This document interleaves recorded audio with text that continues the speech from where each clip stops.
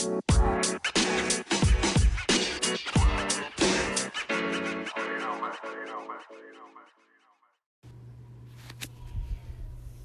guys, welcome back. Getting in my weekend recordings. Had a pretty relaxing weekend so far. It's Sunday afternoon, 3:32 p.m. I'm sipping on a cup of hot cacao. It's an organic powder. It's really good. I just drink it plain, but I like it. It's good. It's got that dark flavor. Yeah, how are you guys? How are things going? Today I just wanted to talk a little bit about energy, tuning into energy, tuning into your own energy, tuning into other people's energy. The importance of that when it comes to relationships, social interactions. I find that the main importance is that it kind of helps to move things forward in that interaction.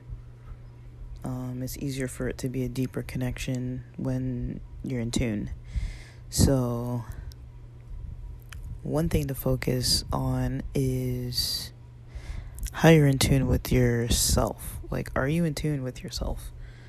Are you able to kind of figure out, what do I need for myself? Am I hungry? Am I thirsty? Am I tired? Being very in tune with the differences between how things physically feel, as well as how they emotionally feel, as well as how mentally, cognitively, you're reacting to things. For myself, I know sometimes it's hard because I have my head is just racing all over. And I was talking to a therapist who mentioned, something about undiagnosed ADD, ADHD. I don't know, I've never looked into it, but I always thought maybe I have dyslexia or something, but it's it is hard for me to kind of focus. I get pretty frustrated trying to focus a lot of times too, when it's tedious tasks, but also it depends on my sleep patterns, if I'm feeling rested, and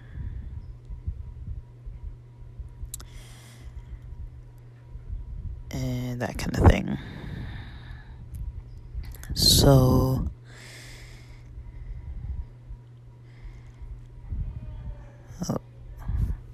sorry, there's somebody outside their house at the door coming in. So yeah, that's one thing to really take into consideration, is the energy on our own end, kind of what it is that our body, mind, soul, spirit, emotionally, kind of what we want, what we kind of need to fulfill for ourselves to feel kind of more centered and at peace. But then it's also a complex choice to make between this is how I feel and what I notice that I need and what I want. And then in addition to that, what am I doing about it, right? So a lot of times we can say, oh, I'm tired, I'm just going to drink some caffeine, right? Instead of get more rest, because sometimes it's not an option, or sometimes we're just I'd rather start my day and not rest another 1 or 2 hours, right? Another example would be if you're hungry. Like, I usually try to keep like a Cliff Bar around, or like a protein shake around, or water on hand. Again, I've been at home more now than I have been ever in my life. So, it was different when I was out and inside a clinic office all the time, or just generally when I was like inside of another place, or like in the car or on the road a lot. It was, in a way, it was actually easier for me to, strangely enough, it was easier for me to kind of keep a routine. I'd have like breakfast time when work started. I'd have snack time around 11 or so. I'd have lunchtime around 1. I'd have another snack sometime before I hit the road. And then hit the gym, 30 minutes on my way home. Then get home. Usually I'd have takeout on the way home. Something like some dinner like that. And then with the takeout dinner, I would usually, just eat that when I got home. And it would be like a high protein meal because I had just worked out. But I find it a little different being home more. Maybe it's just because I know that I have access to more things easily, that I just don't really try and always do what I need for myself. But it does take a lot to be kind of in tune. Like, it's one thing to be in tune with yourself, in tune with your needs. It's another thing to fulfill those needs, and it's another thing to kind of, I don't really want to say deprivation, like depriving yourself, like, but kind of like maybe delaying, giving yourself, what you need. A lot of times we do delay, but then that also creates this kind of other, I don't even know the word, I don't have words for this stuff, you guys, but it creates this other kind of interference, it seems like, because your body and mind are trying to like experience what they're experiencing, but at the same time they're like, I need this thing, I need this other thing. And then if you're, delaying giving that to yourself, that's still always going to be in your energy, kind of how you feel energetically. You're going to really have that kind of in that moment until that gets fulfilled, or until, your body or mind or whatever just decides, okay, like, I can do without this, because some things we can kind of do without. Other things, it's like, we really can't really easily do without them. So a lot of times it is on our own end, deciding what we need, when, how much, how often, just kind of knowing that about ourselves, knowing what we're lacking when we're kind of coming into the day or different parts of the day. Just being aware of that. Like, am I hungry at this time of day usually? Did I usually, not hydrate properly? So now when I'm hitting the gym, it's like going to be a struggle. Did I even drink water? Like, there's some days where it's like, I literally have like a gallon of water next to me and I'm not even like really drinking it. Things like that, where it's like, I know it's there, I just don't really do anything with it, right? And I'm sure I'm not the only one. But a lot of this, kind of like constantly having to, replenish, to recharge different aspects of ourselves every day. It kind of helps to have it more on a schedule, a routine, just to get into the habit of just doing it, so that, you're already prepped for times when you're going to be needing to do this or needing to do that.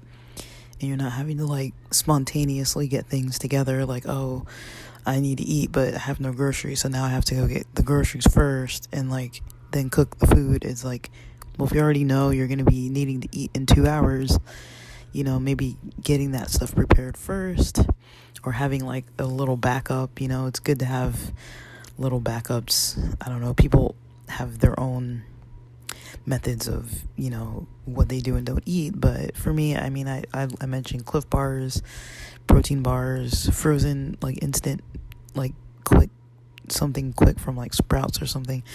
I tend to choose things that are like higher calorie, like 290 to like maybe 300 or almost up to 400 calorie, just so it's like small, but it's it gets the job done. Because it's one thing if I'm hungry and then I'm eating something that's like 40 calories, that's not really going to cut it for too long. It's like I might as well just get it all done with one attempt, so that now I don't have to deal with that anymore. So that's kind of like one way of, being in tune with things. So if once you get good at kind of focusing on yourself, and a lot of times it can be just mostly those categories, like when you're feeling stressed, it's good to look at those categories, like my food, my beverages, water, my sleep. Those are the basics to kind of look at, like how are those affecting me right now? And then another on top of that, like emotionally, stress levels. One thing I like to do in the morning, which I don't do every morning, but weekends I really get a chance to do this easier, is like from the time I wake up, trying to kind of focus on my breathing, and then I will literally just lay there, focus on my breathing. It's easier for me weekend mornings because I'm not really like trying to start work.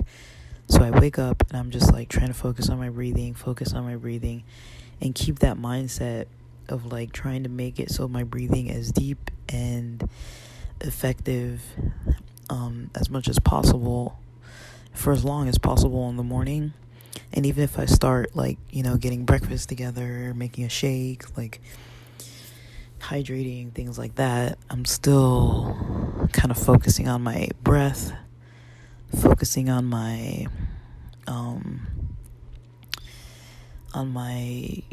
just focusing on my breath, focusing on my breathing, just like very intently, trying to keep that focused. I can usually do that from the time I wake up till maybe when I eat breakfast, once I start eating breakfast. But that's something, that I've felt is really helpful, is just to have like days in the week or times in the week where you're just like actively working on like breath work or meditation, yoga, different sort of mind-body connection types of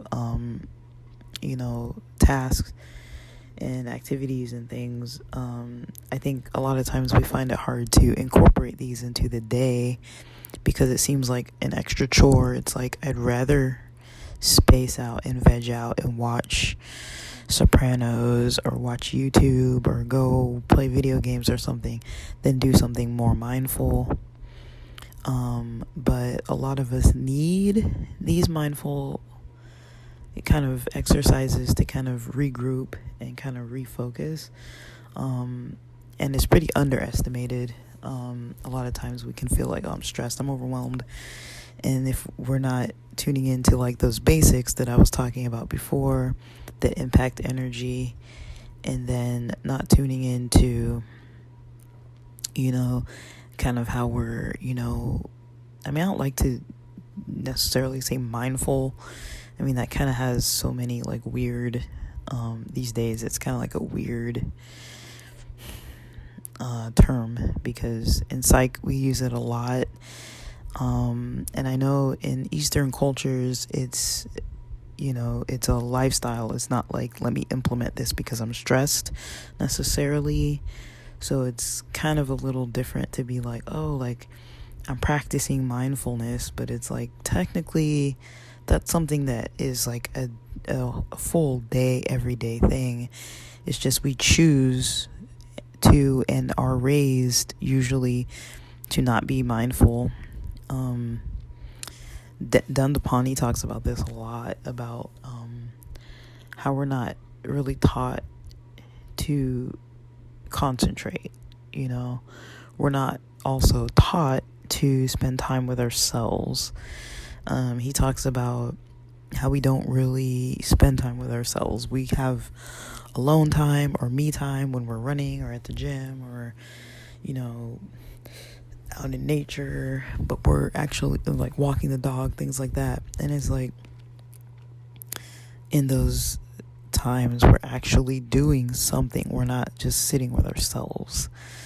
So that's another thing. And this is kind of gonna take a whole different turn, but if you're interested in looking up what's called like higher self, like anything that's like reflective within your higher self, I do believe that we have a higher self and also a lower self. A lot of us are very in tune with our lower self. It's very in tune with us. Very negative, anxiety provoking, depression provoking, just kind of reminders of every negative possible thing we've ever done or that could possibly happen. Just constant. So a lot of times, a lot of us don't want to spend time with ourselves because it's usually a negative experience of the negative, like lower self being in tune with us in the moment, and then all that's coming out, right? So but it's not like necessarily to say ignore that, but at the very least trying to balance that, because there should be a balance between the our mindful current self, our higher self, and the lower self does teach us about things that can be anything from the super ego to the ego, just kind of like trying to be protective and bringing up and reminding us of things when it's not welcome in that part of our day or that part of our thoughts. It's like the super ego blames you for things, or reminds you of the stuff that isn't perfect of ourselves, and then the ego kind of tries to kind of get us like into a defensive mode, right? But even if we're just sitting by ourselves in a room alone, all of this is going on, right? So that's why we don't like to sit there and not watch something while we're eating. That's why we don't like to just sit there and not have the TV in the background or some kind of background noise, or sit and do reflections or breath work for a very long period of time. Like most people can easily do it for a short period of time, but then it's like it gets this uncomfortable, like, ooh, this doesn't feel good, and it's hard to push ourselves past that phase. So I think usually once you get to the point where it doesn't feel good, where it feels like, oh, there's a lot of stuff coming up, that's where to start focusing, not where to stop focusing. But it's at your own discretion. You need to know how to also, calm yourself. You don't want to be like overwhelming yourself and, creating this like, chaotic feeling in yourself, and it's like that's going to make it so you're not going to want to do those types of things like at all ever. But also it's kind of like when you're building muscle, it takes a lot of intentional focus. I can go in the gym every day and lift for 30 minutes straight on the same muscle groups, just training my biceps, not paying attention to my form, not paying attention to what I ate before or after, how I'm sleeping, or any vitamins or my food intake, as far as nutrition or anything, and then wonder why, hey, I'm not developing this, right? It's not developing the way it should. Versus if you're paying attention to form, even if you're not doing 30 minutes of bicep curls, if you're paying attention to which muscle groups you're working that kind of help build the other muscle groups, how you stretch, how you sleep, how you do everything, just so that you're maximizing the the workout that you're doing. You'll see more growth versus just doing it and not really paying attention to like really everything before, during, and after that really contributes to whatever you're practicing at that time. And mental and emotional processing types of exercises are the same exact way.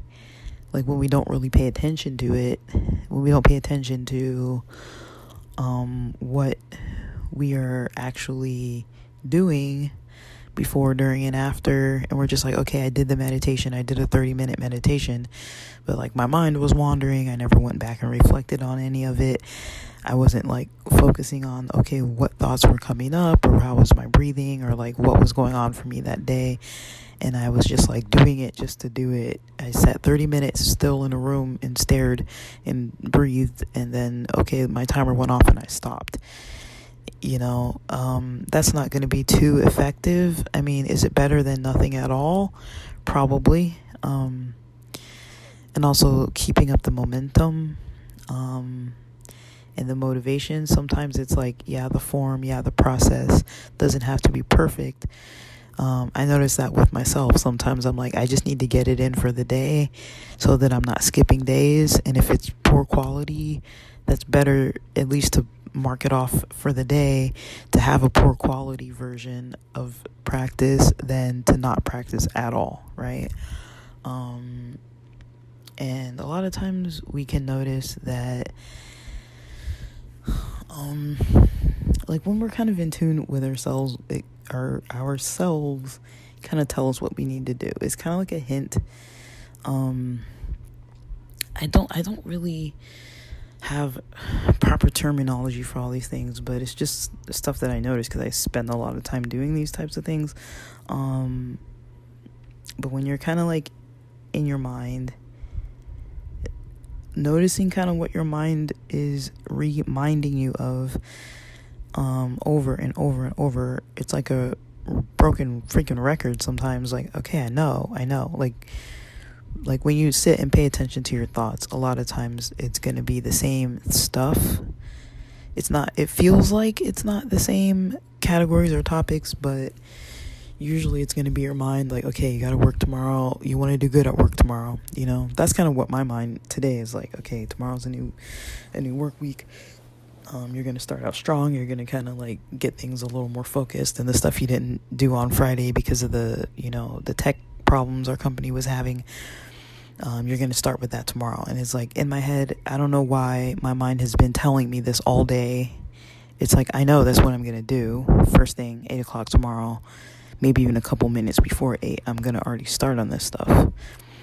But my head is like still telling me that, right? And it's not like a thing that's like disrupting my day, but I notice it and I'm like, okay, and it is kind of positive. I'm kind of telling myself, okay, it's the start of the week, I'm going to have a good day, I'm going to start out strong, I'm going to sleep really early tonight, I'm going to I've got some little things on my to-do list for the rest of the evening that I'm going to do before I do yoga and meditate for the night. I've got some things I'm going to be working on that I'm still working on, and this recording is included as one of those things. But I kind of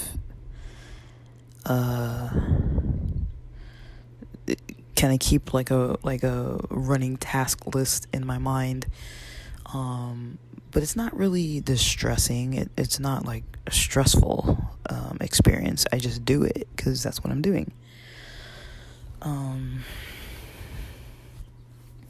But so some people, you gotta hang with me on this one, because I know people get turned off by these topics, but just bear with me. So some people say that, like, when you hear that, they refer to it as like a still small voice, or like your some inner type of, level of something or another that's kind of guiding you.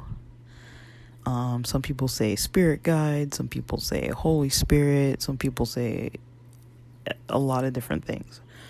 What it is, I'm not here to really tell you that because I don't know what it is, but you can get really in tune with hearing it.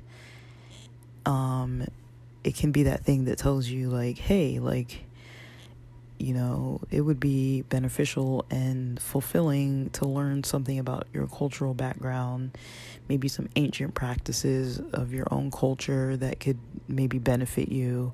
Just learn about that for a little bit, or like, maybe take a nap for a little bit, or, drink some extra water today or something. It's not like command auditory hallucinations. It's not like that, but it's like a sense of yourself that kind of knows what you need. And a lot of times we ignore that because we're busy, or because we're like, I don't really need to do that. I'd rather just watch TV. I'd rather just listen to some other thing and tune out, but then we're not fulfilling ourselves with what we need to do because, our mind and body tells us these things. And it's just a lot of times up to us to listen to it versus like not listening to it. And I'll get more into that too.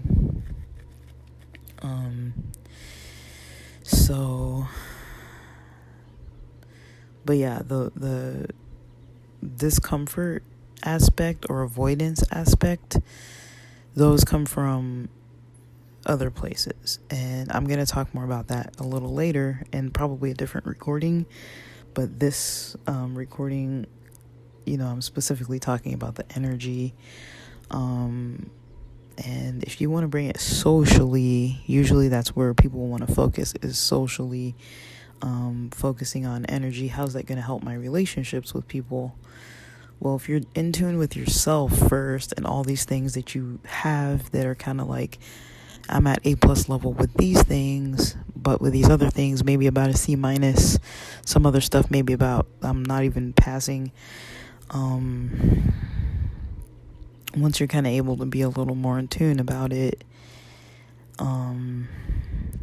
it's going to be much easier to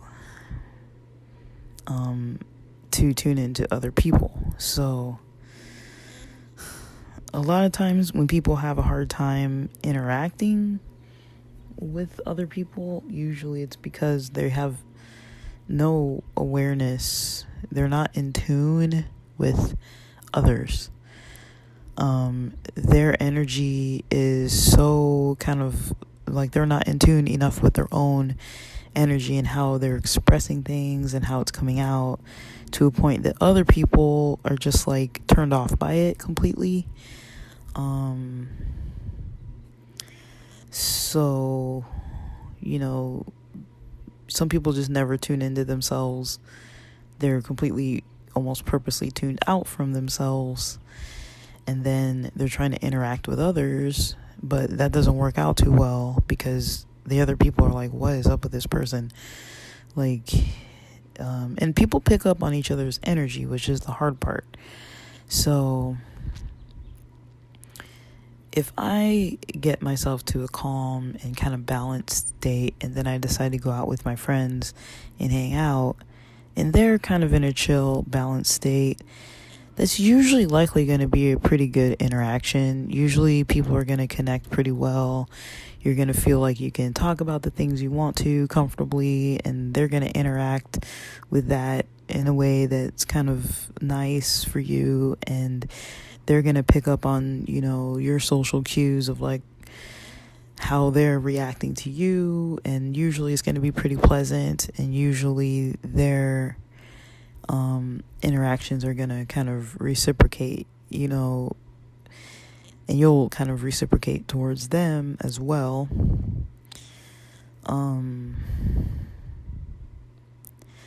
But that's when you're in healthy relationships with people. Now, there are like the narcissistic and sociopathic types of people who take advantage of that. They can tune into it and find the weaknesses and prey on that. That's not healthy. I mean, they do that because it fulfills them, because they're not able to fulfill within themselves what it is. They kind of seek to take it out of others. So you see this a lot at work sites where there's like a boss that just can't get it together with the employees.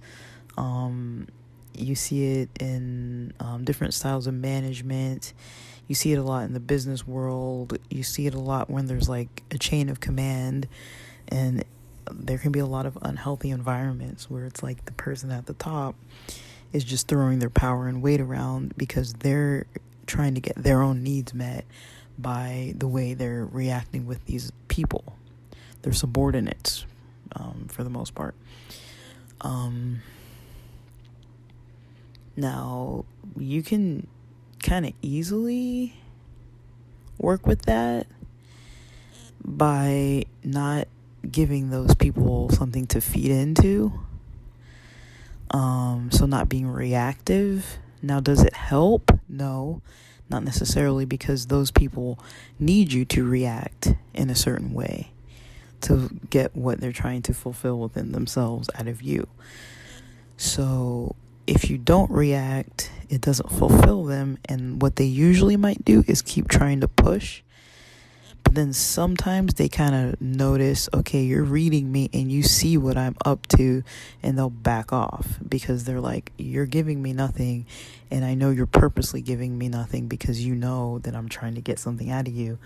And it's kind of like this energy internal battle between you and them until they kind of just give up. So that's kind of a way to get people to kind of like be more just backing off of you without even having to really do or say anything. It's just not being reactive in the way that they're trying to pull from you, because you'll feel it. You'll feel this person wants to argue. This person wants to get under my skin. This person is trying to challenge me. This person is trying to, just like make me show like a worse side of myself and be inappropriate or like get mad or whatever.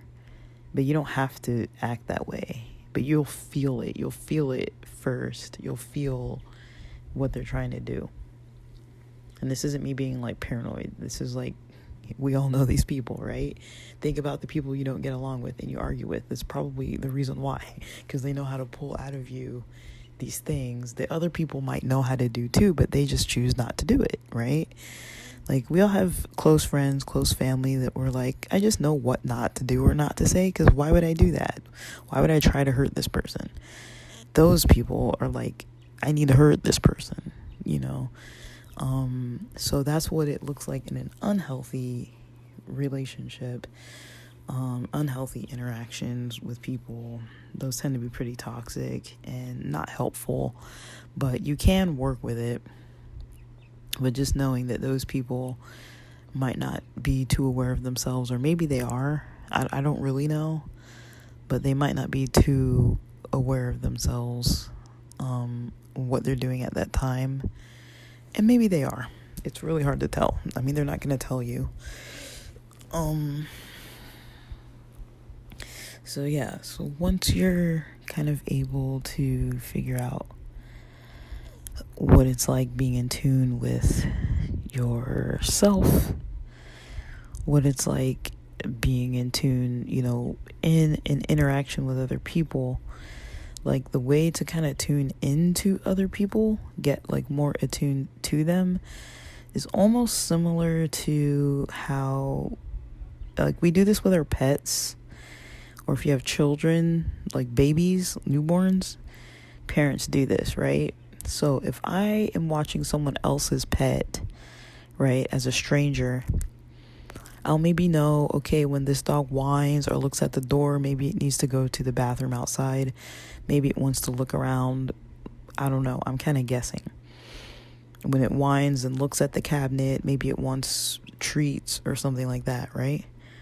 But it's kind of giving me clues like that, right? But I'm not going to be as attuned to this animal as the owner would be. The owner knows exactly what the animal wants. Like, a good owner is very in tune with their own pet, right?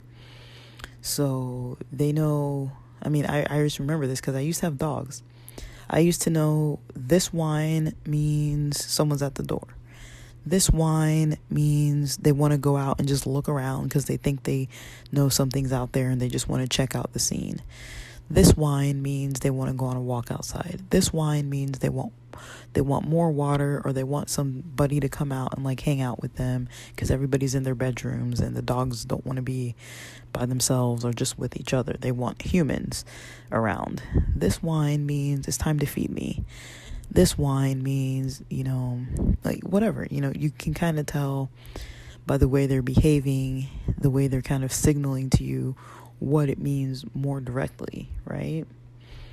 And you're kind of in tune with it. You're very in tune with it, and they make you aware of it because it's obnoxious to like hear them, so you're gonna, usually kind of go help them right away because they're helpless. They can't feed themselves and all that. Like, I mean, the way they do it, the way animals get their needs met, usually the owners usually aren't going to be too pleased, if they decide to knock down the whole thing just to, get their food out and rip open stuff just to get attention and stuff. It's like, okay, you might as well pay attention to it now, otherwise they're going to get their needs met one way or another, and you're not going to like the way they do it on their own. So if you want it to be organized, you kind of just learn what it is that they need and what it sounds like, what it looks like, and help them right away versus them making a lot of noise and then you ignore them and then they're just like, screw it, I'm gonna go get my own food, I'm gonna go wreck the whole house, just to get my meal. It's like you don't want to deprive them, right? So humans are good usually at being in tune with others. It's just with animals, with pets like that, there aren't so many complex different needs that they have. I mean, humans kind of have a more complex amount of needs, so kind of being in tune with that with other people, picking up on their energy, what they need, what they want, right? Do they want attention? Do they want to laugh? Do they want, just like companionship? Do they want to, talk about something serious? Do they want to, process something emotionally? Are they wanting to just go on a jog and like do something active? Are they wanting to just, shoot the shit, or just like have like go out for drinks and like get drunk together and like not really do anything too specifically serious? The better you know somebody, the more you can kind of tune into kind of that. Which is why sometimes when you know someone really well, you can kind of tell when they're like, oh, nothing's wrong, or like, I'm fine, or like, and then you're kind of like, really? Like, yeah, you're kind of not, but I might just go with what you're saying, but I can kind of tell something's up. They're just not saying it, maybe. Or maybe they're not too in tune with themselves and don't really know something's up, but you can kind of tell sometimes, right? But that's kind of how I would describe how to look at my cacao is really cold now. How to look at those interactions, right? Because if you're able to tune into yourself, you're able to be attuned to the person that you're, hanging out with, then it's going to be a lot easier to kind of have like stronger relationships with people. Just it can be hard to like, I think what I have a pretty big difficulty with is definitely with compassion fatigue. That is definitely something that is real in my life, because of working in a field where I'm always trying to be helpful. And then, I know a lot of people who are, really in a rough, kind of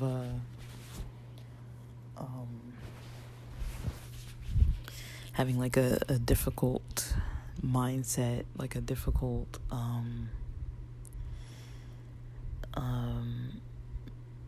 time right now, and they're struggling. And so a lot of times I notice like I'm just not in a space where my energy is in a place where I can like hear about other people's problems. I mean, it's different if it's like my clients, but sometimes it's like my clients and my friends and my family, and it's just like some people, I mean, I definitely prioritize some people over others, that's definitely for sure. I'm like, well, if these few people, like, if they need me in a heartbeat, I'll be there, or try my best to be there as soon as possible. And then there's the other people that I'm like, I get a little frustrated with, because I'm like, you need so much from me, but you're not really on my priority list. But I feel like some people, I'm on their priority list as the person to get assistance from. So that gets really hard for me, because I'm like, I can tell that I'm the person they depend on, but then I'm also kind of like, I'm not prioritizing them either. So like, I feel for them and for their situations, but at the same time, I only have so much energy. So that gets a little challenging when it's like, oh, do you want to hang out? And I kind of know they want to hang out just because like they're having like a really hard like couple months or whatever. And sometimes I'm just like, I don't want to hang out with them. Like, I don't want to interact with them. I don't want to be with them because it's just draining me, you know? So I just, don't want to. I'd rather have them get help from someone else other than me. But that's something that does come up pretty often. But definitely like my closest friends, my family members, I'm definitely like on board with, they don't ever really get on my nerves. I can't say, like, I think they can kind of tell too, like, yeah, we're gonna vent, yeah, we're gonna talk about this, we're gonna complain, and like, yeah, fine, that's what friends do. It's fine. Like, I'm not like against it, and I appreciate the people who sit and listen to me venting all the time too. So I mean, I do it too. It's not just like one-sided, but I think people who know each other best, like if you know me best, you kind of know that like I have my limits. I might not say anything, but it's like I have my limits too. So it's something that kind of comes up, but it really helps overall with energy. Trying to be pretty in tune with it. Trying not to get too burdened down with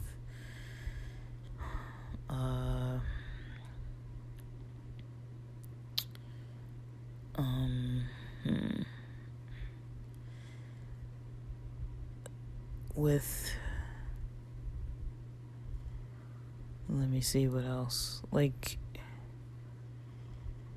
what am I trying to say? Like,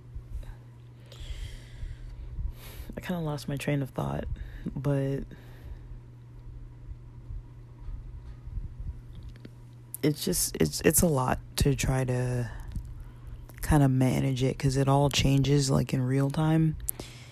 It's kind of like a live changing thing that, depending on what you do or what you don't do, your energy changes too, and your needs change too. And then trying to interact with someone else too at the same time. Things just are going to be changing pretty rapidly, but trying to stay like in tune with everything that's kind of changing and shifting and happening. Like, you can see this, just a simple example is like when you meet up with your friends, a couple friends, maybe you have like 2-3 friends you want to meet up with, you want to go out for like one beer and like a dinner, and you meet maybe an extra hour later than you were supposed to meet, and by that time you're hungry, you're hangry, you're irritable, and then you meet with them and they want to talk, and they're a little maybe like not talkative, kind of slow with their thinking, and like you can tell that they're kind of like not energetic. and then you all eat something and drink something, by the end of that meal, you're feeling way better, you're talking way more easily, you're interacting way more easily, versus when you guys weren't both doing that. So that's just something to keep in mind, of kind of like, that's one way it can look, is that, you're interacting based on kind of what you needed, and then it changes, and yours changes, theirs changes, everybody's kind of energy kind of shifts within like a couple hour period of time. That's pretty common that you see that like, especially on like a rough work day midweek, and then you all meet like on like Wednesday or Thursday or something like that, you'll usually notice it, because like usually those days are hard for people. By that time, you've been bombarded with all the stuff from the week, and like it's towards the end of the week. I think my hardest days tend to be Wednesdays and Thursdays. Mondays, I'm usually soaring because it's right after the weekend. Tuesdays, I'm usually like still got a little pep from Monday going on. Wednesdays, usually I try to make Wednesdays my break day, so I don't do any errands, chores, anything on Wednesdays. I just work, and that's it. I'll usually have like meals that are already prepped. If anything, I'm microwaving something, and that's about it. Maybe boiling eggs or something like that, but nothing major. Just wash the dishes when I'm done, and that's about as much as I'm gonna do as far as housework, as far as things like that. And it kind of helps me, because Thursdays, usually I'm like, it's a push. But Thursdays are usually like, okay, it's almost Friday. And then Fridays are like, I can usually push because it's Friday. So that's kind of where my energy is usually. So I also kind of try to notice what I'm going to do on what days. Because I know usually I need the most on Wednesdays and Thursdays. And I also need the most on the weekend, too. So, like, I'd probably say Saturdays and Sundays as well. But then also I'm trying to have fun and interact with friends and catch up with people and maybe have some plans and stuff. And so sometimes it is a challenge for me to kind of get to do what I need to do for myself on the weekends, when I'm simultaneously trying to, like, still coordinate stuff with other people and make sure I'm not blowing people off, or it can be a little bit of pressure to kind of get my energy where I need it to be, so I can actually like do stuff with people. Because sometimes I'll be like, during the week, I'm like, yeah, it sounds like a good idea, I want to go out Saturday night, and by the time Thursday comes around, I'm like, man, why did I make plans for Saturday night? I'd rather just sleep in or rest, or just relax and be by myself and work on some stuff internally, versus hanging out with other people and kind of having to interact that way.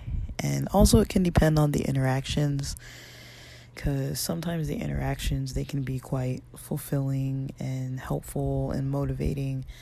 Other times, depending on who you're hanging out with and what they're going through, it might be very challenging. And that's something I've noticed during this time period of what we're dealing with the P word is a lot of times we have the all the pressures of all those things, like what's going to shut down, what's going to change, when are the rules going to shift, what's going to happen now, all this uncertainty and kind of like almost pressure. And pretty much people have been traumatized by having a lot of their, freedom taken away. And so there's always that kind of, I mean, I have it, and I've never had this before, this kind of like sense of impending doom of like, okay, like I feel pressured to kind of do the stuff that is available to do or that I plan to do, even if I don't really feel up to it. Because what if next weekend things shut down? Or what if in the next couple weeks I'm not able to do that again for like a year? You know, we've already experienced that once, and now that we know what it's like, I mean, it was one thing when it happened the first time, when we were like, I mean, I remember I was going to go to this King Princess concert up in LA, and I remember Valentine's Day, and then I remember the weekend after Valentine's Day, they were kind of, limiting indoor seating, but there was still indoor seating. So I went to the same place 2 weeks in a row. Valentine's Day was like normal. The next week was like not so normal, but it's like we didn't really know what was going on.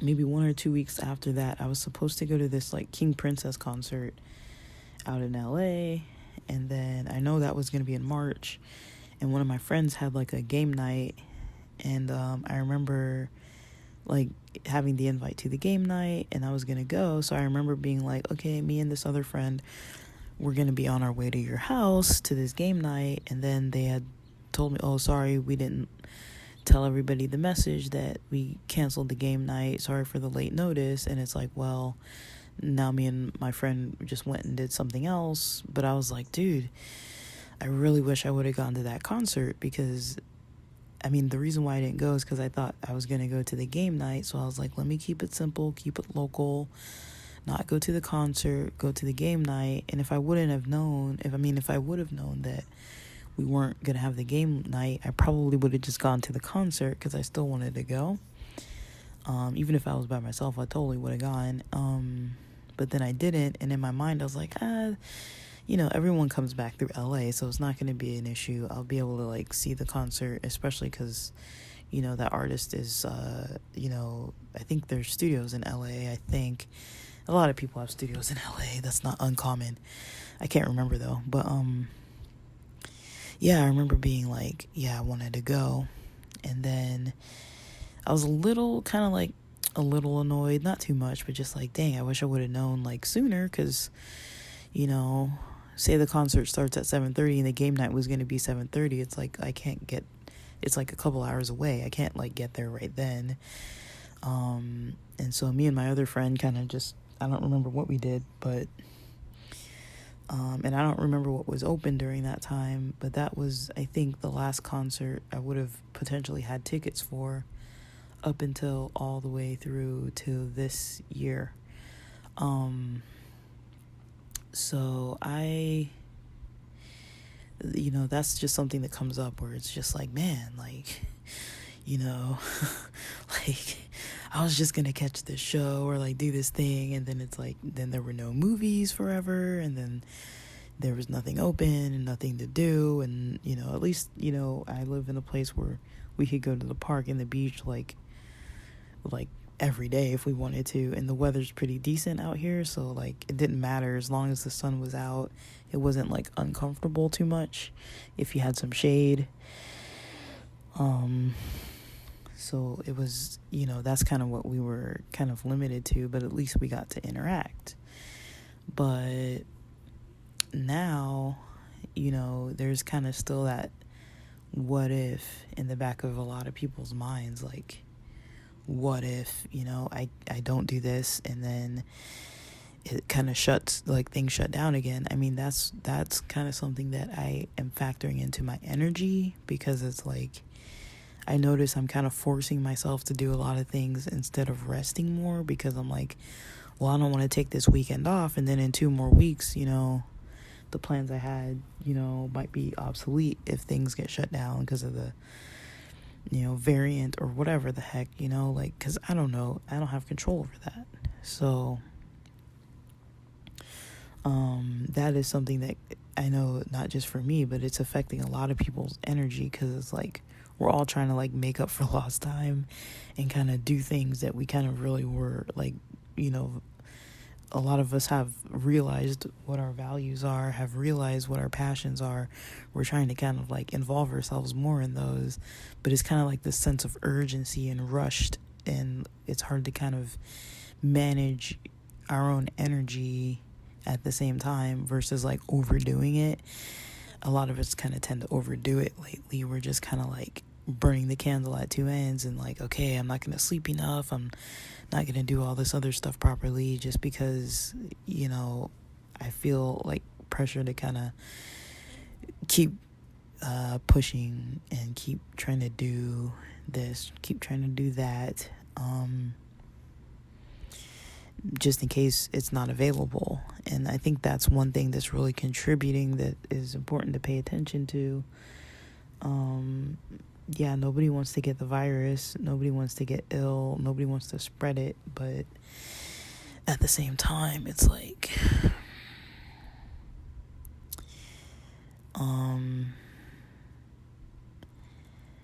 nobody wants to, I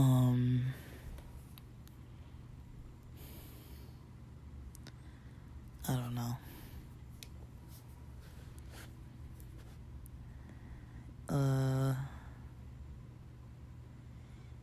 Nobody wants to, like put their life on hold, but then you also want to feel rested and relaxed. And so, that's definitely a challenge to try to balance all that, because we can't really predict the future.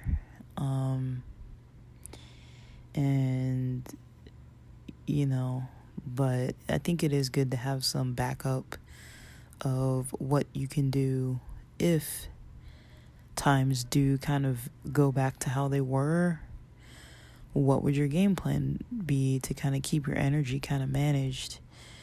Because I think a lot of people went into depression, despair.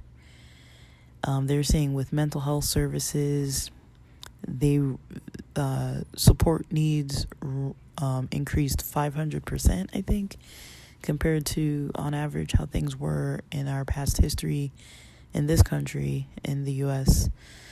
So, and I think a lot of relationships were affected. A lot of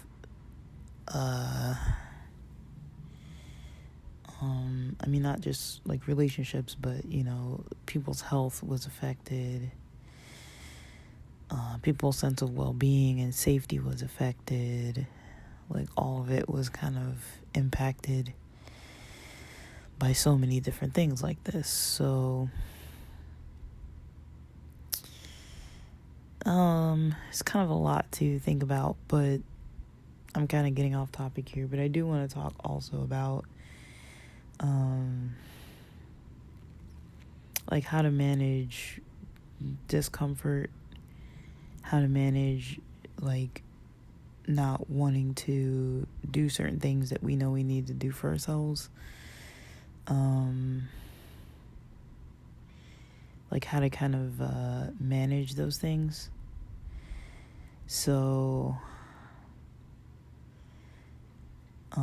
that's probably going to be my next recording, but for now, I hope this was helpful.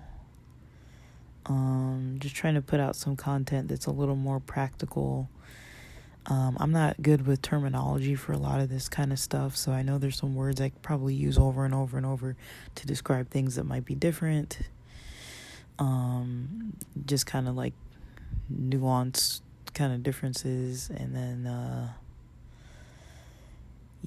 but a lot of what I talk about is more by like practice and observation than book learning. So it's like I can see kind of the phenomena that happen. I can kind of notice it in myself, and because I work with people a lot, I kind of see patterns of how people can address things, how people find challenges in addressing things, kind of what that looks like in detail. but I don't really want to pull out like a CBT worksheet and be like, this is like precipitating factors. And, I mean, I believe in all that. I think it works, but it's like, I think a lot of times people get hung up with the terminology too, to a point where it's like, what's that called again? And it's like, no, we don't always need to know the terms. Like, just do the work, A lot of it can be about like just trying to practice it and like noticing what's happening and kind of even developing your own wording for it, your own terminology, your own explanation for it.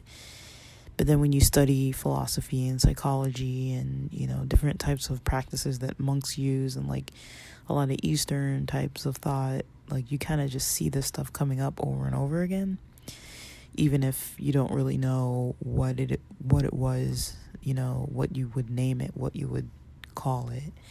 So, yeah, well, I hope that's helpful. And I'm about to log off, but thanks for listening.